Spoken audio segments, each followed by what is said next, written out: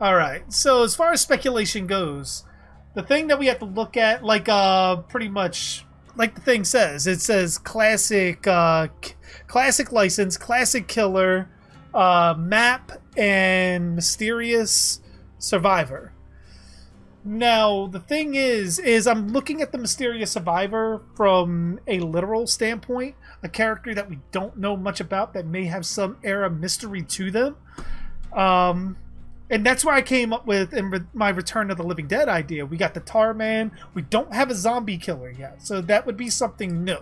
So I don't know how they would actually incorporate that. I know the Mori would be the Tar Man eating brains.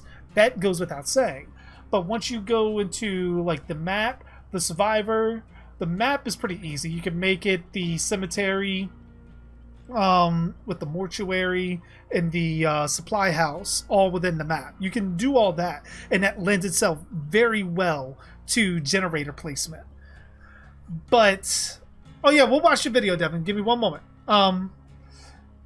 But then I'm thinking classic. Like if people, it depends on your view of classic, because I mean, there's cult classic, and then there's full on classic, universal classic, and that's what made me think, like, well, Return of the Living Dead, while it's a classic to me, it's not a classic to everyone. It more or less has a cult status. So does Candyman. Candyman has a cult status. The only thing with Candyman is that we know that there's a movie coming out. I don't know if that necessarily propels it to classic, but you know what I mean. Psycho is definitely a universal classic. It was, for all intents and purposes, the first slasher movie. First psychotic serial killer with a gimmick, like the whole mother personality and so forth. At least as far as my knowledge goes. But if you even go beyond that, then you got Bela Lugosi as Dracula. That came out, what, in the 30s? Psycho came out in, I think, the 60s, 63, I think, to be exact. Or even if it's a Night of the Living Dead kind of chapter. A Night of the Living Dead chapter would be pretty cool. But with Night of the Living Dead, much like with the Psycho chapter, if they did either or, I would definitely want them to add a filter that makes it black and white for both of those, just for effect. Like, you could throw a color one in there too, maybe a color offering to the entity. But I would definitely want to do those in black and white because that's how we remember them. They're classic movies. One from the 30s, one from the 60s. Put them both in black and white and put it as the map. But just keep it as the map. You don't have to make it where the killer, it's Norman Bates or Dracula because everything's in black and white.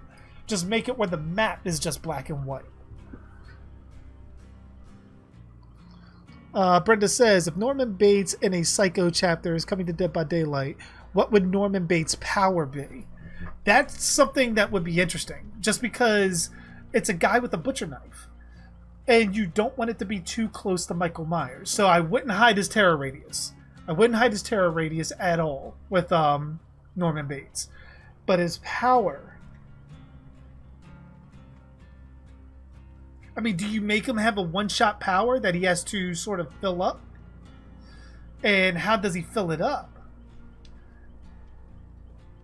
Because, I mean, then again, Norman Bates does tend to spy on people.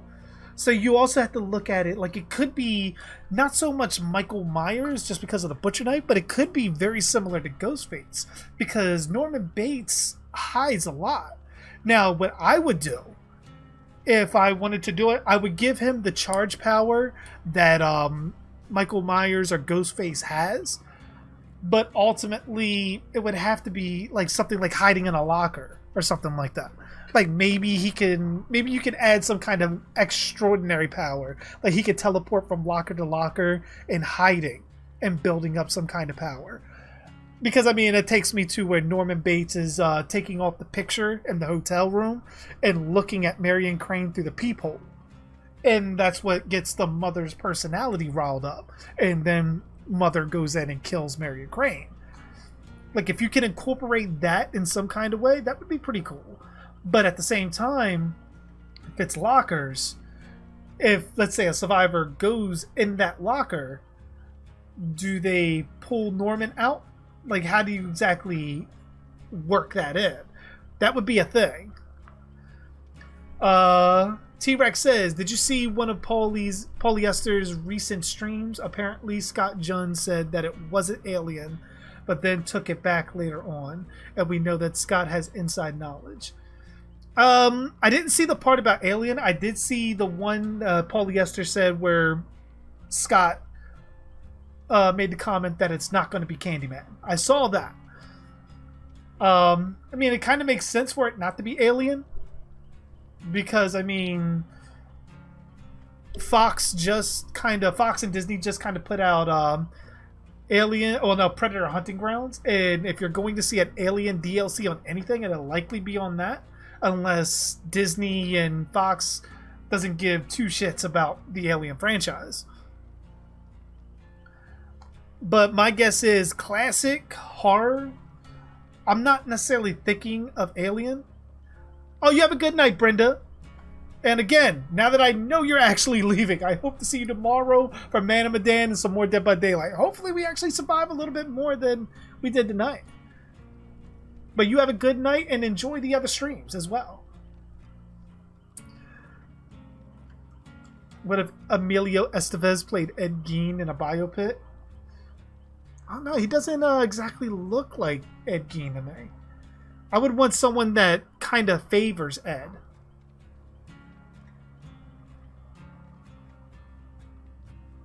Like, there's a guy that does too. Why not get the guy from Hitchcock? The guy that played Ed Gein in Hitchcock. He actually looked like Ed Gein. Dracula. Dracula would be a good one. Because, I mean, Dracula, you could do sort of a teleportation power too. Like, you just see, like, him disperse as bats and then come back somewhere else as a bat. Look him up now. He looks like Ed Gein. Oh, man. that's some harsh aging.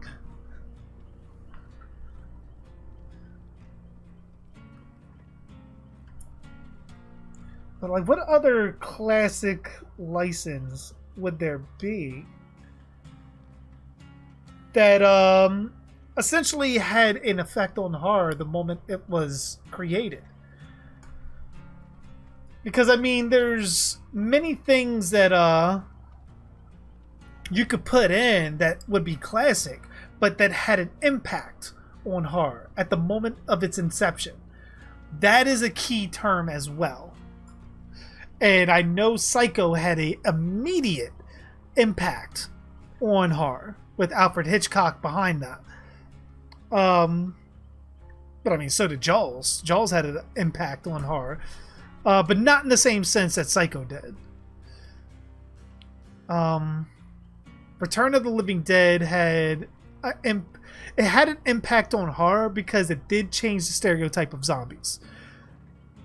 The stereotype of zombies before Return of the Living Dead was just staggering around, flesh-eating ghouls that pretty much felt no pain, had no personality, was afraid of fire, and so forth. When Return of the Living Dead came out, it changed all that. They're dead. They know that they're dead. They can talk. They communicate. They can plan. And they need brains for a specific reason.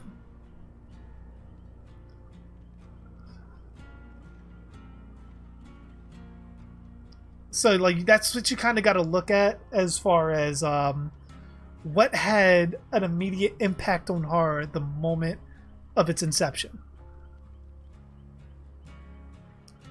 Because, I mean, to be honest, even The Thing kind of fits that. The Thing itself is a classic franchise. Well, that kind of goes against, because it's not exactly... Well, I guess 3 movies. 3 movies kind of counts as a franchise, because we got the original, then we got the remake with John Carpenter, and we got the prequel to the remake of John Carpenter. But, I mean... I don't know. That doesn't count necessarily as a franchise to me. Maybe it's Dorian Gray. I don't know. Dorian Gray didn't have that kind of impact on horror, though. Because, I mean, the thing with Dracula the thing with Dracula, even if you discount all the movies and you go back to the book became synonymous with vampires. The book started a vampire craze. I mean, Frankenstein's monster definitely had an impact on horror too. But I mean, the thing is, if I think it's going to be any of the classic monsters, like classic License, classic Survivor, classic Mysterious Survivor. Did they say it was a classic Mysterious Survivor or just a Mysterious Survivor? Because if it's a Mysterious Survivor, if you do Frankenstein's monster, who do you have as the survivor? That's mysterious. Because I mean, to me, Psycho kind of fits. Even though we know Marion Crane, looking at it from Norman's perspective, she's extremely mysterious. I think, doesn't she even give a fake name in the ledger at the Bates Motel?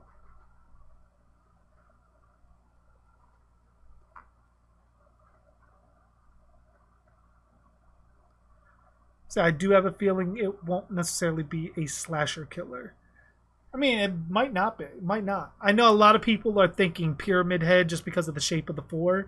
And then if you look at the 4, that may be a clue. Because if you look at the 3 from last year's anniversary, the 3 itself matches identically to Scream 3. Like the 3 on there for some of their poster art. But I think if you're going to Universal to get any of their licenses, because we know they have a relationship with Universal because of Michael Myers and Ash. We know they have a relationship with Universal with that. So what if they went to Universal again, wanted to use someone from their Universal Monsters library, look-wise? Would the first thing that you get, would that be Dr. Frankenstein and Frankenstein's monster? If you have the plethora of all of these Universal monsters, you have the Wolfman, Frankenstein's monster, fucking Dracula, the Mummy. You have all of these things at your disposal. I don't see them going for Frankenstein just on the sheer fact that Dracula's there. Unless Universal told them, no, you can't have that. If they told them they couldn't have Dracula, then chances are they're going for Frankenstein, because Frankenstein is the other recognizable classic monster of that era. Personally, if we were going with any kind of vampire, I would either want Mr. Barlow from fucking Salem's Lot, the original movie. I would want Count Orlok or Dracula. If you're going to give me a vampire, give me one of those 3.